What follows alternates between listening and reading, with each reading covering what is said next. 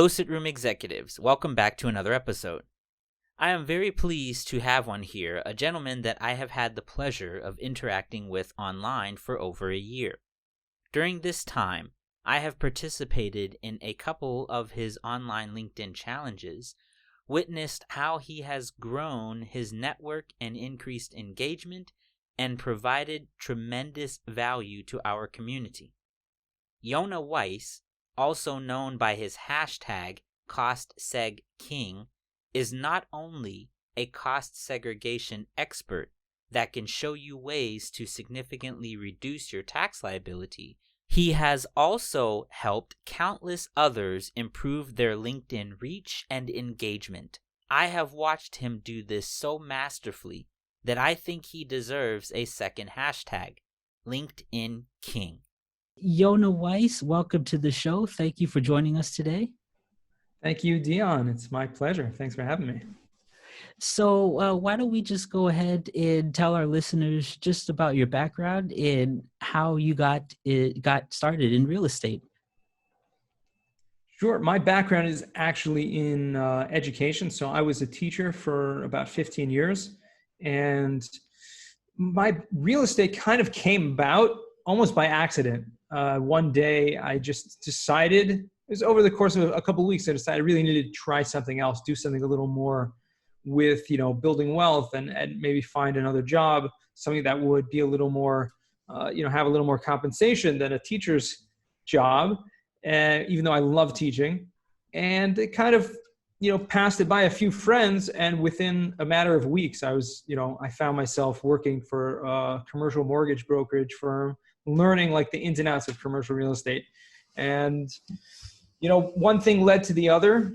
Did a little house flipping, a few fix and flips in New Jersey with a partner, and then got involved in a brokering properties, trying to learn the residential game, and which led me one thing to another, basically to the company I work for now, which is in cost segregation. It's kind of like a random thing, but it was really about the company itself, because the company I work for, Madison Commercial Real Estate, is a very big name in the commercial real estate industry, especially in the New York tri-state area.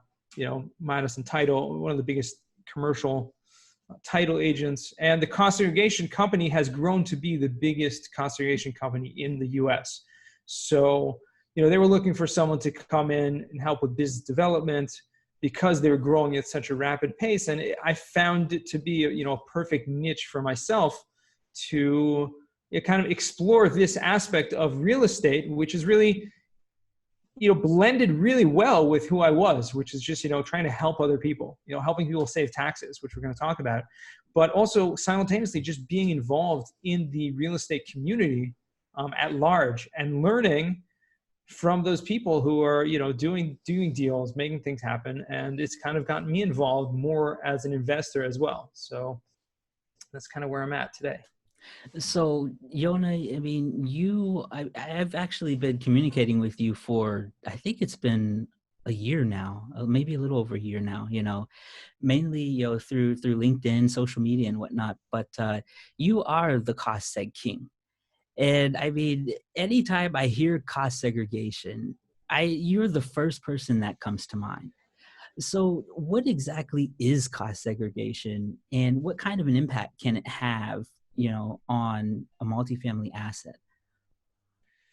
Right. So it really, we'll take a step back, but cost segregation is depreciation, okay, at a more advanced level. So taking a step back to understand what depreciation is, because it's somewhat of a misunderstood concept in real estate. And it's probably the biggest tax benefit that any real estate investor will ever come across, because depreciation is the IRS's mandate that allows you to write off the value of a property when you buy it over a course of a certain number of years. So for residential or multifamily, it's over 27 and a half years. For commercial properties, any other type of property, it's over a 39-year period, which means you can literally buy a property for $1 million and then write off the entire value of that property, minus the land. Land does not depreciate, but you can literally take that whole value as a tax write-off. Okay, that's called depreciation. And it's really based on the concept that things go down in value as time goes on. So property goes down in value. Therefore, the IRS allows you to write off that perceived diminishing of value or depreciation of value each year as you own the property. But it's really more of a theoretical kind of hypothetical concept than it is in reality, because in reality, your property is usually going up in value, right? Appreciating. So, but the concept is that they allow you to write it off. So that's probably the best tax benefit that, any property owner will ever come across. You literally can write off the value. That being said, cost segregation is like a more advanced version because it allows you to break down the property into different categories or assets into different depreciation lives. So instead of a whole building, right, depreciating on a 27.5-year schedule and writing off a little bit every year, you can reallocate certain parts of the property to a faster life, to a 5-year schedule, to a 7-year schedule, 15-year schedule, which means I can now write off the value of those individual assets over a faster lifespan. So again, that's cost segregation. We're segregating out the costs of the building and depreciating each component on its own life as opposed to lumping everything together on a longer schedule. So it's accelerated depreciation. Now, can you just kind of take us on a high-level walkthrough of this El Paso deal that you guys had done not too long ago, I believe it was? Right. So actually, yeah, there was an El Paso deal, I believe. Let me actually see if I can pull it up because we had a great, I think we did a webinar together where we broke that down. Right. Mm-hmm. So, and it's a perfect example because it just shows you what the power of this is in a multifamily property. And really, it's good on any type of property. Right? You mentioned multifamily, but for any type of commercial property, it doesn't matter what it is, you're going to have major tax benefits. So, but in this deal, it was a 221 unit multifamily property, and the purchase price was $13,450,000. So about $13.5 million. That's a large property. Okay. A large example. This can be done on a property, a tenth of that size, $1 million property can still have tremendous tax benefit as well.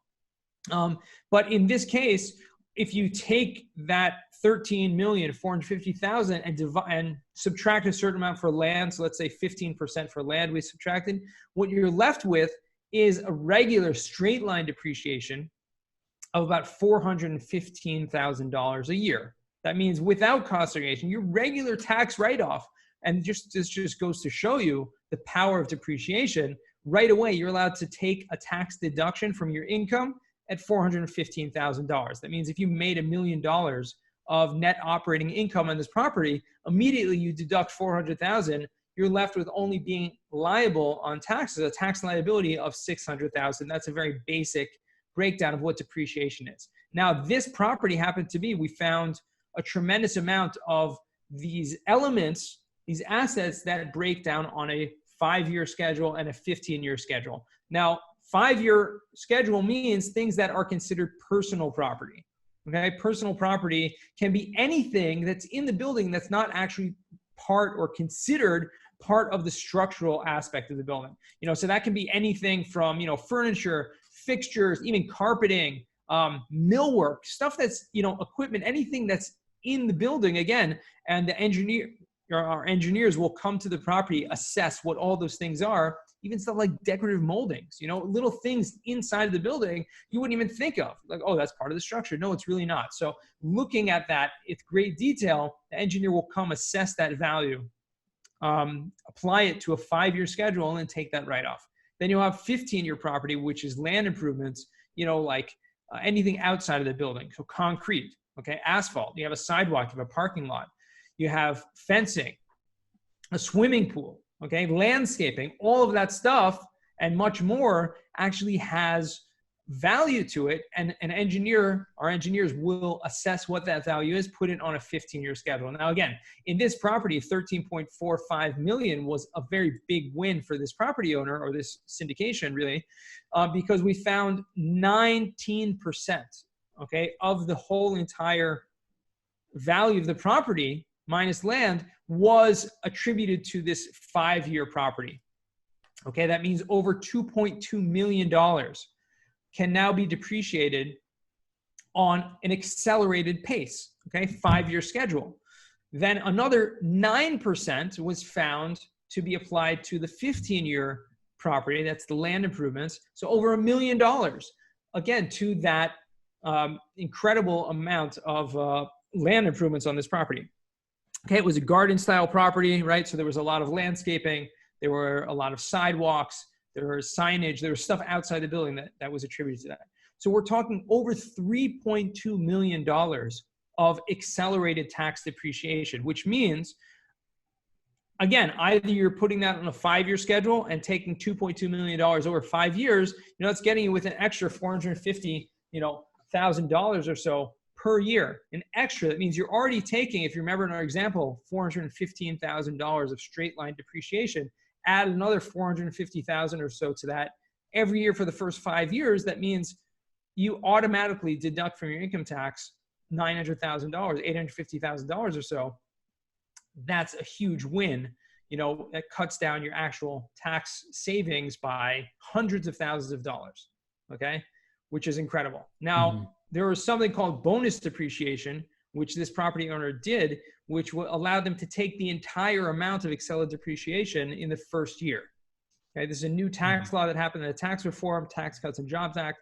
So that $3.2 million was now taken all in the first year as a tax write-off, the tax deduction, which created, not only did it completely wipe out their tax liability for that year, but created a loss, meaning the negative balance that will carry forward on their tax return. So the next year, in the next 5 years, they basically have zero tax liability from that big hit in the first year. So that bonus depreciation, they only allow you to do that. That's like kind of like a one-off thing that you could basically apply like after you do the study, like after the first time you do the study, or like how exactly does that work? Like what's the exact rule so behind bonus that? depreciation allows you to, it's an election. You don't have to do it, but once you have done a cost segregation study and have allocated or identified property that depreciates on a faster schedule, the IRS allows you now anything that depreciates on less than a 20-year schedule. So that's anything like the 5-year, 15-year property, the land improvements, right? The personal property, all that, you can elect to take the entire depreciation deduction in the first year. Okay, so you have to do a cost segregation in order to elect or in order to choose to use that bonus depreciation. But once you've done that, you can see if it makes sense to just, take a regular cost segregation and spread that out a little more, or take it all as a lump sum deduction in the first year. And so that would make sense actually for a lot of syndicators, especially you think that the actual lifetime, of the project is usually like around 5 years, mostly, max 10 years typically, right? So it would make sense to take that bonus depreciation. Right. Yeah. I mean, there are many different investment strategies, many different business models. So it's best to really look at the ramifications of what that would look like, versus doing it versus not doing it. And that's why, we do this for free. We'll run the numbers, both on the cost segregation and on, versus regular depreciation, and also on a bonus depreciation, all in the first year deduction kind of schedule to show you the numbers. And you can look at that because it doesn't make sense for everyone on everyone's business model. But like you're saying, it may very well be beneficial for a lot of syndications.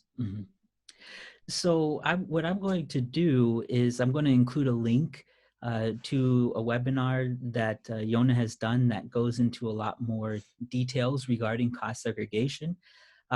So, he is very, very knowledgeable on this subject. And I think that, given the limited time that we have, it's best that our listeners definitely get on that webinar and they can kind of see the wonderful PPT you put together and kind of follow along with the numbers and everything. Now, I want to focus in another area that, where you are creating and adding a lot of value.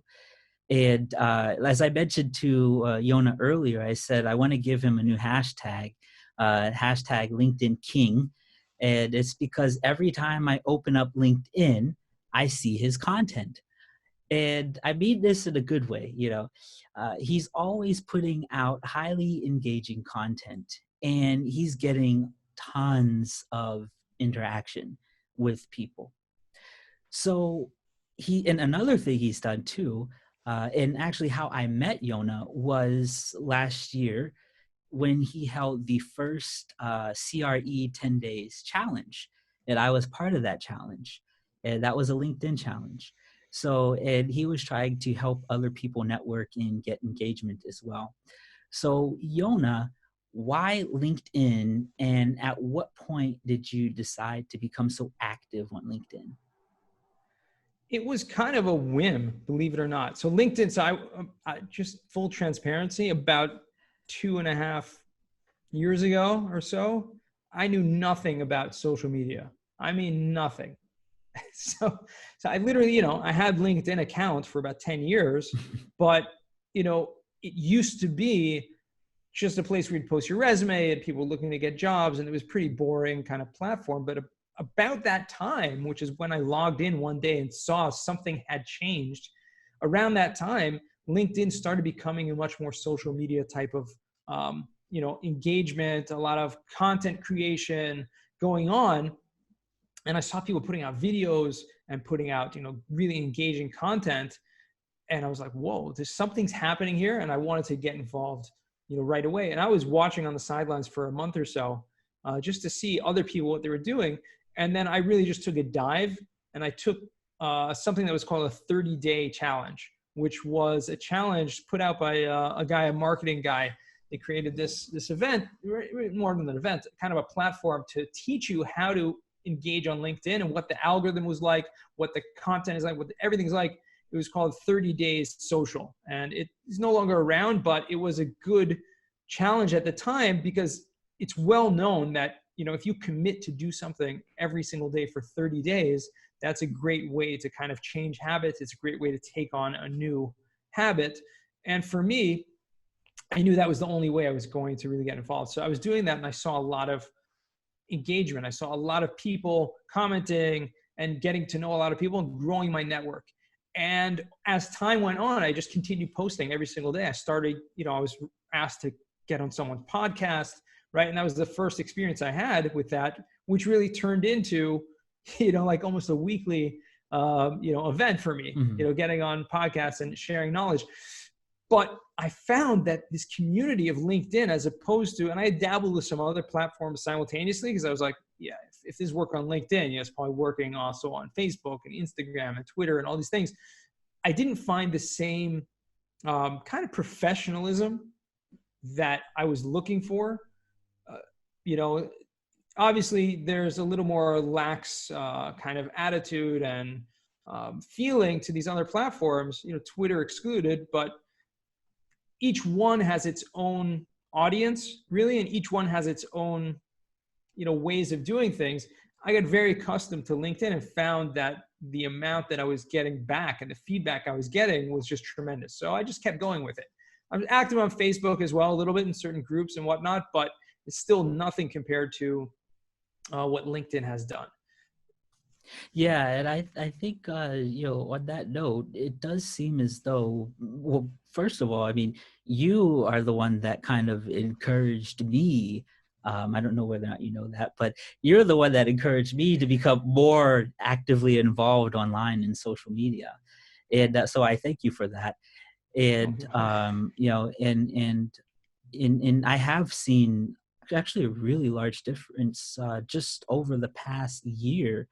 My network on LinkedIn has grown by about, I think, almost 2,000, connections on there. And just in the past year, people just adding me and reaching out to me and sending me messages. And, and like you said, it does seem as though there's a big difference as far as, the audience when we compare LinkedIn and to, like Facebook, you know.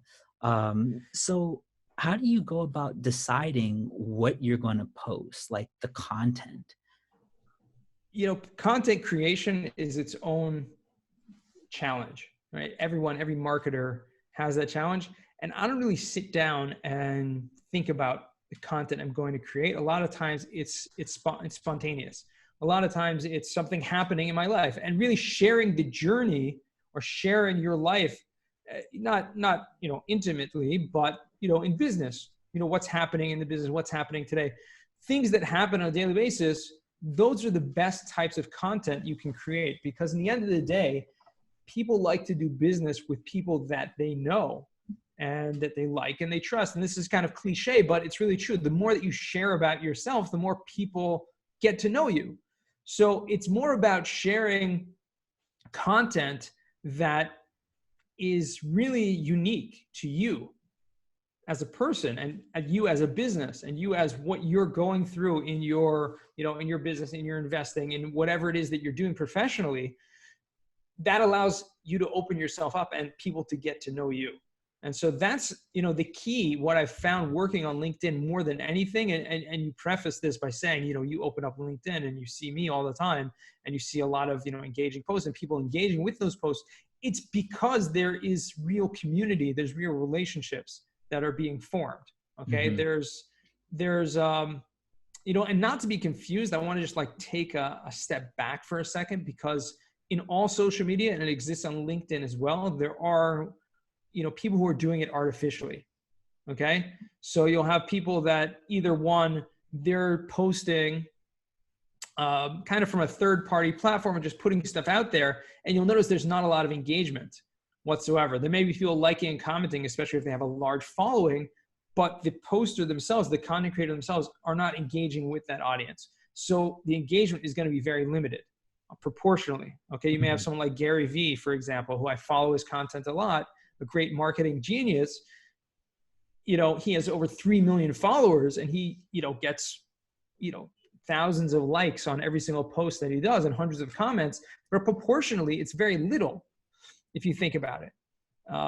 It's, whereas, someone like myself with 10,000 connections, 10,000 followers, and getting hundreds of comments and likes on a post is tremendous, because the engagement is much greater, because I'm there responding to every comment and, engage with that, asking questions, and really getting to know my followers, getting to know the people who are engaging with my post, and going out and reciprocating and looking at their content, and not just, putting out, but actually trying to find other people to engage with. And I think this was really part of the CRE LinkedIn challenge that we've done a number of times, is trying to get people to be involved and create a community, right? Not just to challenge people to post every day, which is important because the consistency is key to making a successful social media, but engaging with others, because that's even more important, and even more,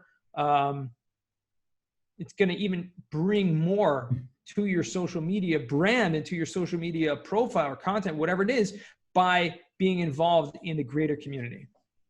And on that note, like what you just said too, so what do you see are some of the mistakes that people are making then on social media? So take for example, you mentioned that, Gary Vee or whomever, he's got all these followers, and then he'll get, thousands of likes, a few comments, but maybe he's not responding, to these people. He's not engaging. So what do you think, that some of these other people, and I'm not pointing him out, but just in general, people that are on LinkedIn, that they're not really doing correctly, so that they're not getting the engagement that they want? It's but they think they're doing it right? Right.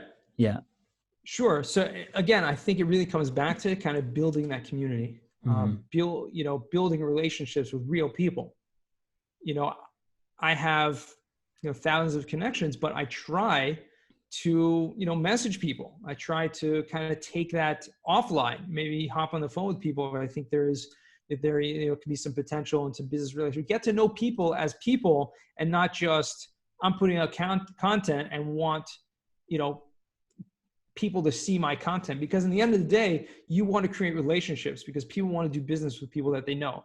So putting out the content without actually coupling that with engaging with those people and taking it offline, you're missing out on a huge component of what social media is all about. It's not, a nutshell in itself. It's not like this bubble social media and that's it. The whole point of it is to, and in my opinion, again, this is just my opinion, the whole point of social media, especially LinkedIn, is to change, marketing from being a cold kind of marketing or cold outreach to be a warm outreach. When people know you and get to know your brand and know who you are, then it's much easier to then do business with them.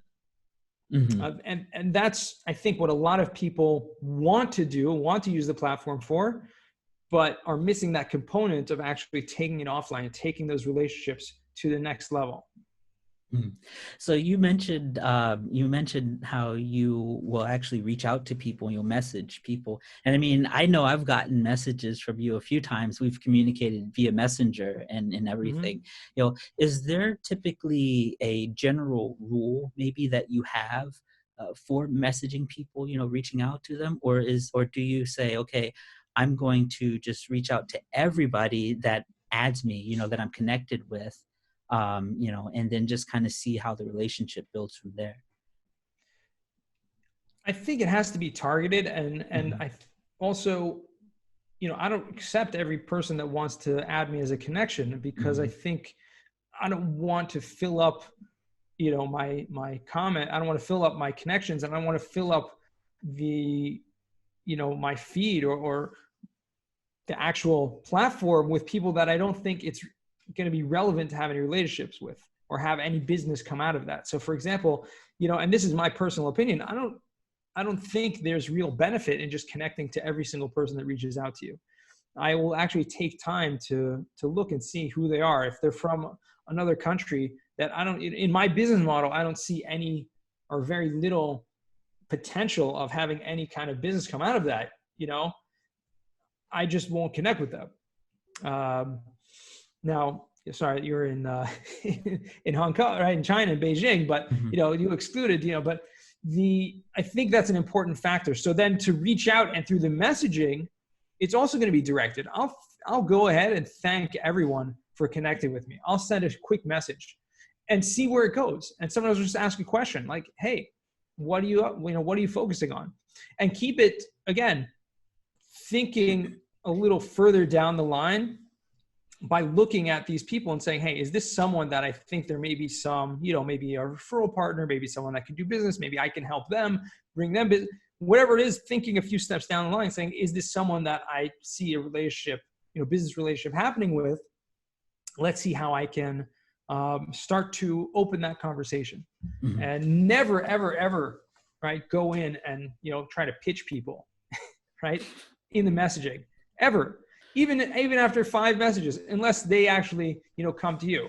So that's my opinion. And I think, other people may disagree with that, but I think it's gone a long way, because much more, looking to see what you can do for others can actually get you a lot further along than, trying to see what I can get out of this for myself. Mm-hmm.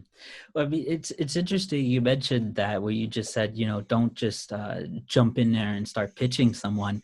And I think I commented again on one of your posts a few days ago. But yeah, I mean, I think it's been over the past few months, I've gotten maybe at least once a month, maybe, messages from some other cost seg guys. And just in my inbox, I've never heard from them before. They're like, hey, I do cost segregation. If you're looking for a study, this is my company, this is what we've done, et cetera, et cetera. And my first, response or reaction to that is, why would I send business to you or refer people to you? And I know nothing about you. And, it's like, you haven't provided any value as far as I'm concerned. But then I have, Yonah Weiss. As soon as I see cost segregation, I think of you, and exactly. I see everything that you've done, because even though we haven't met face to face yet, I'm sure we will here soon, but, I feel as though that I feel there's a connection there, Exactly. Exactly. And I think that holds true to any industry, to anything, Mm-hmm. right? If you're a syndicator, right, and you're an investor and you're out there just providing knowledge, not just putting posts out, that people may or may not read, but actually taking the time to answer people's questions, on their posts, or if they ask questions on your posts, people will get to know you. Whatever that is, people get to know you. And that's what's going to, like you said, when you think of, segregation, you think of Yonah Weiss. That can be true with any industry. And that's really the power of LinkedIn, is that personal branding, that when people think of X, they think of you. And it can do tremendous amounts for anyone's business. So I'm a very big proponent of using LinkedIn for that very, that strategy. Now there was another post I saw just earlier today, my time, and it was related to, I think it was Ray Dalio, something that he sent out about asking, intelligent questions, the smarter people ask intelligent questions, right? And I noticed that in that post, you mentioned, rather than just simply sharing the original post, you mentioned that you copied and pasted and then sent it out because of LinkedIn's algorithm, right? So could you tell us a little bit about that? Like, what have you learned over the years about LinkedIn's algorithm? Sure. Yeah, there's some really interesting things, and it is changing from time to time. But one of the things I've noticed on LinkedIn in terms of the algorithm, again, you want to be seen by as many people as possible. And so therefore you want to make sure you're making posts that are going to be seen by people. Now, when you click that share button on LinkedIn, for whatever reason, it kills it. It does not get seen by almost anyone. And I've tested this over and over again.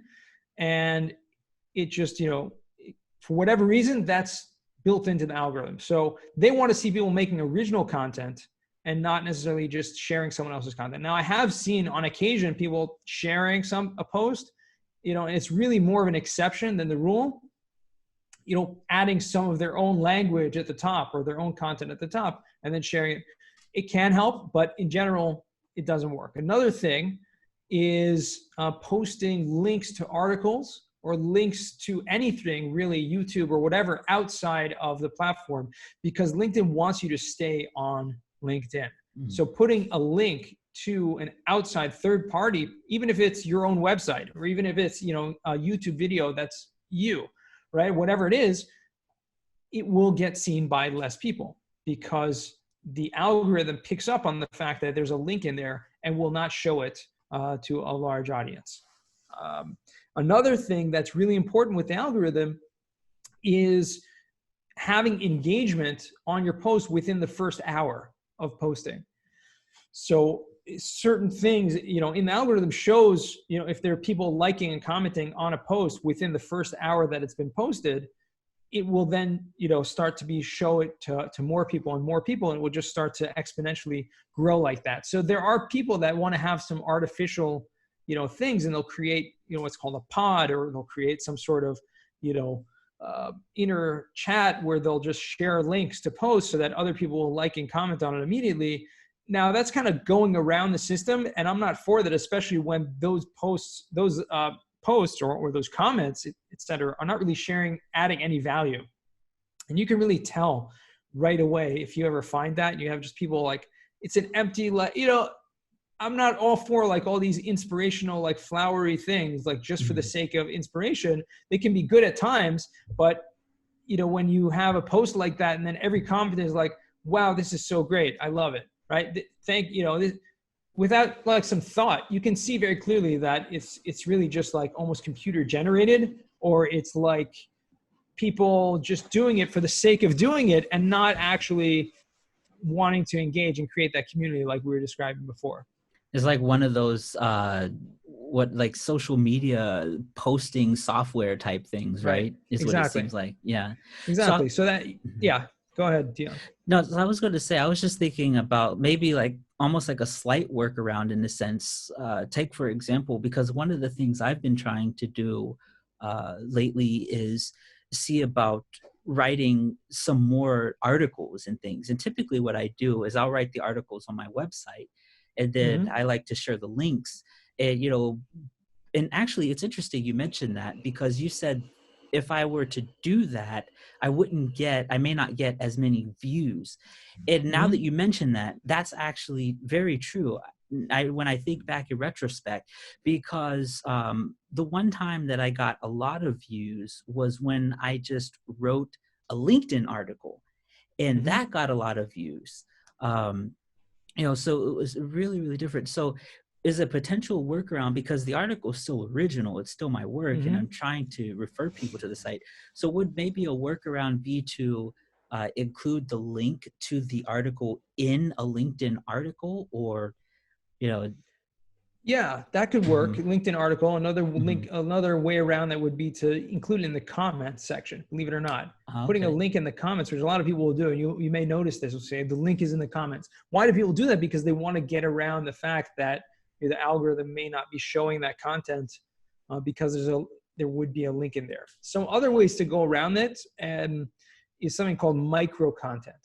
Okay, if you create an incredible article, right, or let's just take that example. You create a great article, right? Now the LinkedIn posts, the actual word, what's called a long form post, not an article, but a long form post, which you see that I do a lot, right?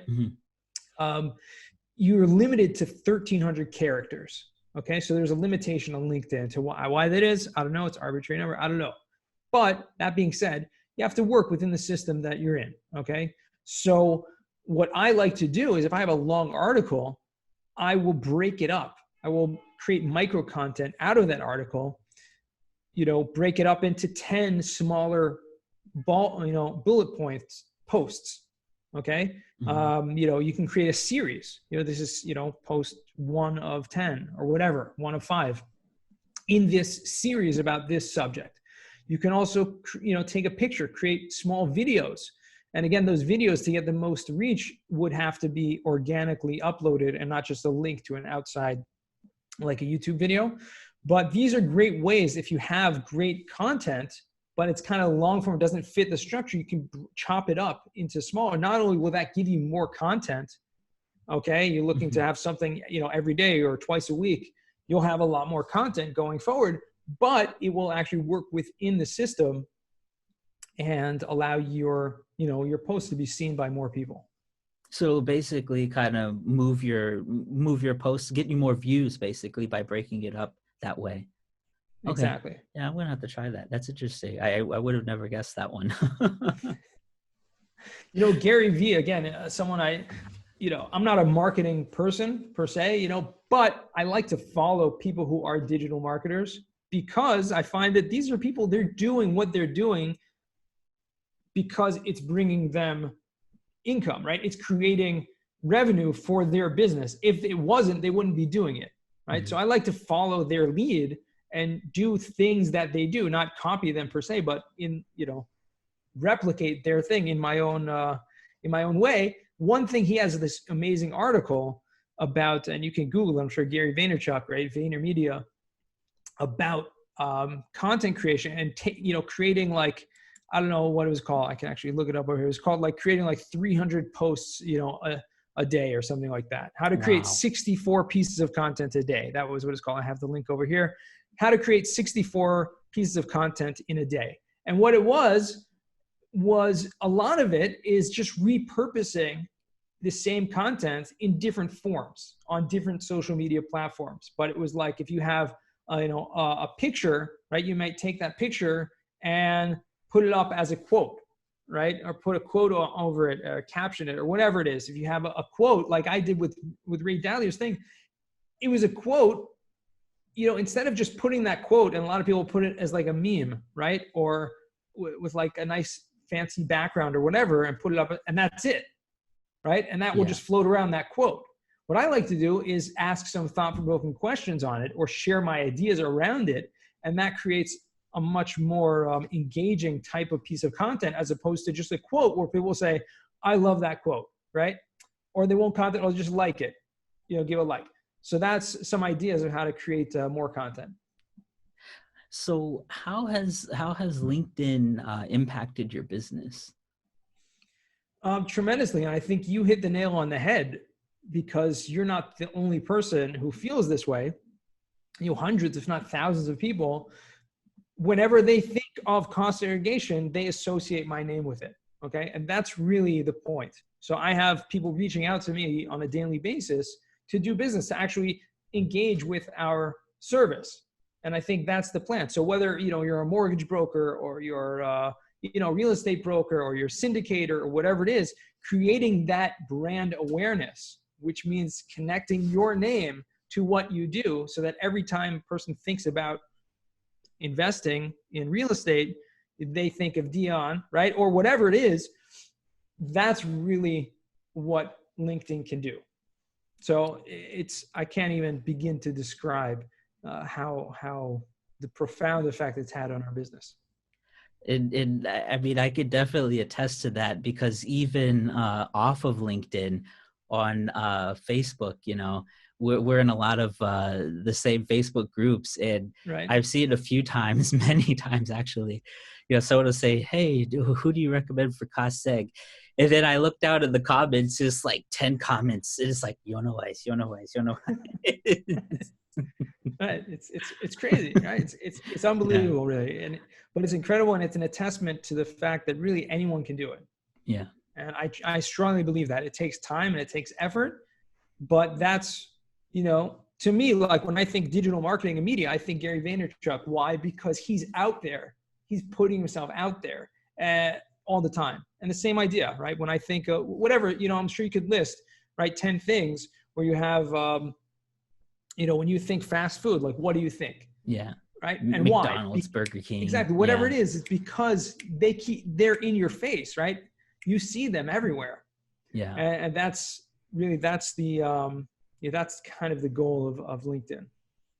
So are there any books that you'd recommend people pick up to maybe learn a little bit more about social media marketing or LinkedIn marketing? Or yeah, sure. I mean, Gary Vee, again, I just happen to like it. He's got a great book called Crush It, a sequel called Crushing It, right? And Crushing It is really, I just finished it recently. It's all about using social media for this very effect, and has not just himself, but dozens of real life people. And I listened to the audiobook, real life people who are giving their testimonies, or sharing their experiences of how, social media and following his advice has really, changed their business. And so that's really what that book is about, Crushing It.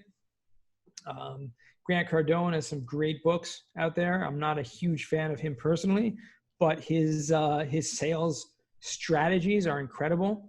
So, definitely check that out. He's got one called, the 10X rule is a great one, but also, what's that other one? I know the 10X rule, but yeah, he's got a bunch of books. One's called If You Don't Win, what's it called? If You Don't Win, You Lose. Yeah, I don't know what it is. I mean, the 10X rule is the one that I have indelibly impressed upon, my brain, because I think when that came out, I just saw that everywhere on social media. Right. Yeah, and people use it and use that kind of that mindset that he's created, or he's kind of branded. It's incredible. So yeah, the book I was thinking of is called If You're Not First, You're Last. Okay. So it's really about kind of dominating your market. The idea that there's not really any competition. It's like you become everything in your market. And that, doesn't necessarily have to be true on a global level, right? But even if it's in a very micro level, like in LinkedIn, right? You could say, like, there is no competition for cost segregation on LinkedIn.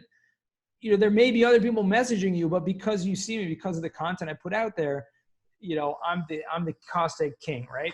Mm-hmm. But again, that's really because using those kind of strategies of branding yourself and putting yourself out there constantly, providing value constantly to other people, that's how you can really win, all the time. And, you don't have to be a global, wipe out competition globally, but within your little community, your little network, you can do that. So how could our listeners get in touch with you if they wanted to, learn more about cost segregation or, get a cost seg study done? I'll give you one guess. LinkedIn. that's that's the best way to reach me. Definitely. Yeah, reach out to me there. Find me there. If you listen to this, let me know that you heard this awesome podcast with Dion. Otherwise, you can check me out my our website, Madison Specs. You can check out my email, yweiss@madisonspecs.com. And yeah, sure, reach out if you want a free estimate on any of your properties. Well, thank you so much, Yonah. It has been a pleasure speaking with you today. Likewise, Dion, thank you. I appreciate you having me on, and I'm glad we finally got a chance.